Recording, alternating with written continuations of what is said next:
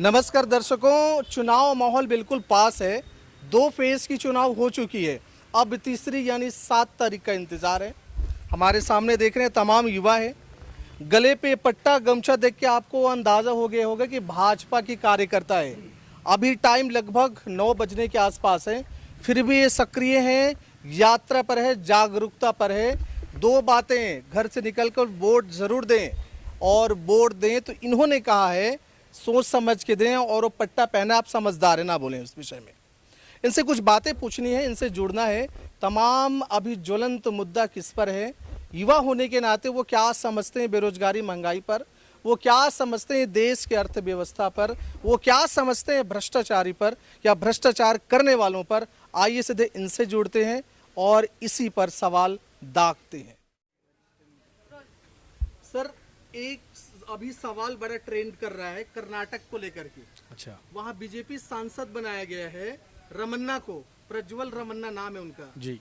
ये कह रहे हैं कि उस पर तमाम रेप के केसेस हैं और वो फरार हैं, उनको भी बीजेपी ने टिकट दिया। क्या कहेंगे आप? देखिए, हमारा कहना ये है कि कांग्रेस आरोप लगाती है।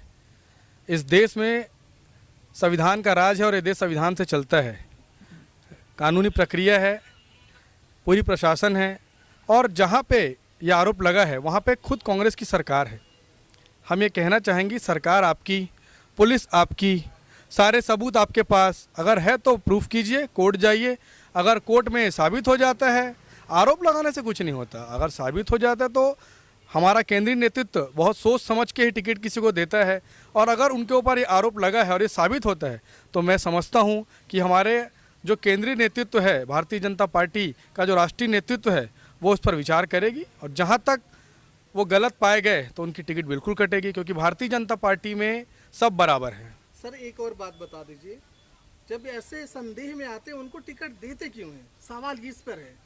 भाई, संदेह राजनीति करने वाले के ऊपर आरोप लगते रहता है, क्योंकि ये एक ऐसा क्षेत्र है जिसमें हम बोलते हैं ना कि हम काजल की कोठरी में बैठे और दाग ना लगे, तो मुंह उठा के तो कोई भी आरोप लगा देता है, उसको साबित करने की बात है।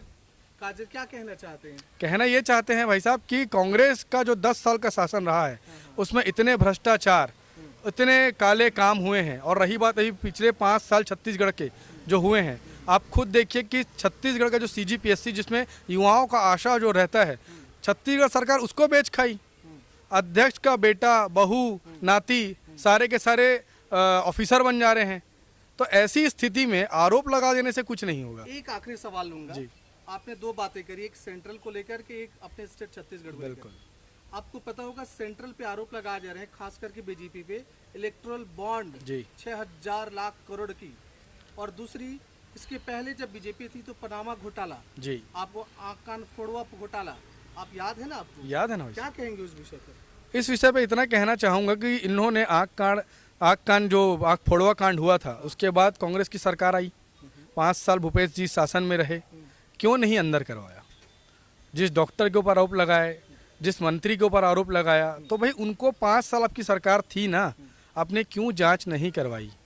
और रही बात पनामा घोटाला की, तो फिर हम वही कहना चाहेंगे कि पनामा घोटाला लगने के बाद आपकी ही सरकार थी, आपने क्यों उस नेता को अंदर नहीं कराया या जांच नहीं कराई? आप ऐसा, आज खुद उनकी सौम्य चौरसिया अंदर है, उनके आधे से ज़्यादा लोग जमानत पे घूम रहे हैं, उनके जमानत पे लोग चुनाव लड़ रहे हैं। ऐसे लोग भारतीय जनता पार्टी पर आरोप लगाएंगे। और 10 साल हो गए मोदी जी के शासन को, आपके पास अगर आरोप है, पिछले बार इन्होंने आरोप लगाया था अगस्ता वेस्टलैंड पे, हेलीकॉप्टर लैंड पे, आज उनके पास वो मुद्दा ही गायब हो गया। रही बात इलेक्ट्रोल बॉन्ड की, ये इलेक्ट्रोल बॉन्ड कोई घोटाला नहीं है, ये तो प्रूफ करता है कि भैया हाँ फलाना व्यक्ति ने मुझे इतना पैसा दिया।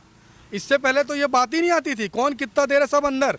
लेकिन सवाल ये है ना, जो कंपनीज, फार्मा कंपनीज जिसकी क्वालिटी पे खराब पाया जाता है, यानी जीवन से खिलवाड़ करता है, उन्होंने जब चंदा दिया तो सारे केसेस रफा दफा पास।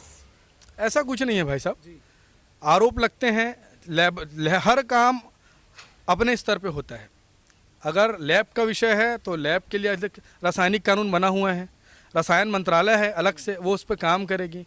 जो भी मानक पदार्थ पे खरा नहीं उतरेगा वो मानक पदार्थ भारत में सप्लाई नहीं होगा। और रही बात पैसा लेने की बात, कांग्रेस की आदत है, वो आज तक खुद घोटाले करते आई है, इसलिए उसको दूसरे लोग भी घोटालेबाजी नजर आते हैं। परिचय। विनय निर्मलकर, प्रदेश कार्य समिति सदस्य भाजपा, प्रदेश कार्यालय मंत्री भाजपा व्यावसायिक प्रकोष्ठ छत्तीसगढ़। सर आजकल आप लोग जो रैली निकाल रहे हो आज भी तमाम शाम के समय में, ये रैली किस चीज़ का परिचय है? ये परिचय ये है कि नरेंद्र मोदी जी को फिर से आना है और भारतीय जनता पार्टी की सरकार आ रही है और बृजमोहन जी को ऐतिहासिक जीत दिलाने की रैली है। एक कार्यकर्ताओं में उत्साह है। ये कोई कार्यकर्ता जो जितने कार्यकर्ता आप देख रहे हैं उनको उत्साह है कि हम इस बार मोदी जी को 400 पार लाएंगे और रायपुर लोकसभा से बृजमोहन अग्रवाल जी को 10 लाख से ऊपर की लीड दिलाने का आज युवा मोर्चा वाले और मेरे साथी लोग संकल्प लिए हैं। सर कह रहे हैं कि इस बार कांग्रेस छत्तीसगढ़ में 5-6 सीट निकालेंगे। कांग्रेस को बोलने से क्या होगा? कांग्रेस तो बोले कि मैं 11 उठा रही हूँ। अरे एक तो उठा के दिखाए। वो विधानसभा में 2023 में जो उनका बुरा हाल हुआ है ना, उससे बुरा हाल इसमें होगा लोकसभा में। आप कितने सीट कह रहे हैं? 11 की 11 वही डंके की चोट में। कांग्रेस वाले वही कह रहे हैं कि बस उन लोग बोल बस रहे हैं 11 की 11, 4 जून के बाद पता चल जाएगी। 4 जून के बाद तो ऐतिहासिक भारत में होली भी रहेगी, दिवाली भी रहेगी और राहुल गांधी खुद देखेंगे और आंखों से आंसू बहेंगे। अच्छा मनीष जी एक बात तो बताएं, सब लोग जानना चाहते हैं सिर्फ मोदी जी मोदी जी मोदी जी के नाम से वोट क्यों मांगते हैं? बाकी कोई काम? भारतीय जनता पार्टी वोट मांगती है, कमल के फूल में वोट मांगती है। जिस कमल के फूल में सब आ जाते हैं हमारे बड़े नेता और प्रधानमंत्री श्री नरेंद्र मोदी जी भी कमल के फूल में आते हैं। कैसा रुझान दिख रहा है?